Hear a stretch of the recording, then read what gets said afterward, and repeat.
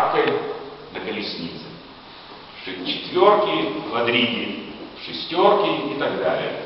Вот обратите внимание, здесь между голов лошадей мы видим морду искусственную. Это дышло, это наконечник дышла. Вот куда повернешь, туда и вышло дышло. Да?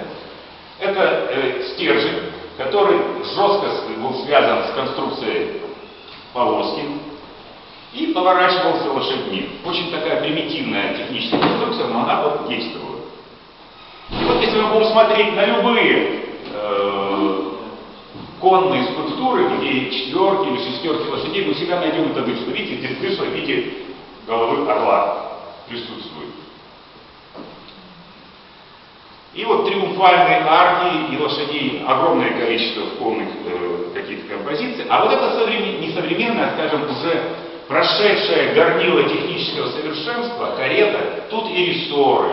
И вы обратите внимание, передние колеса маленькие, а задние большие. Почему? Потому что передние поворачиваются, они под каретой имеют свою степень свободы поворачиваться, и поэтому плавно вписываются в повороты. То есть целая уже конструкция произошла. Можно запрягать цугом. В Европе это очень распространенная такая конструкция, когда друг за другом пара лошадей, у каждого там свое дышло существует, передается. А в России появилась тройка. Тройка — это уникальная, конечно, конструкция. Сейчас я объясню, в чем уникальная.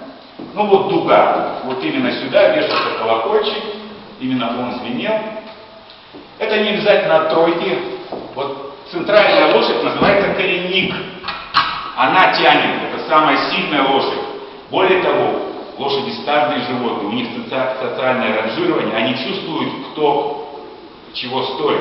Поэтому, когда составляют тройки, это учитывают, выставляют так, чтобы главный коренник доминировал над пристяжными. Две боковые лошади пристяжные, но особенность заключается в том, что это способ запряжения. Обратите внимание, как движутся ноги у пристяжных. Пристяжные бегут галопом, самым быстрым аллюром, самым быстрым темпом. А коренник никогда не бежит галопом, он бежит рысью.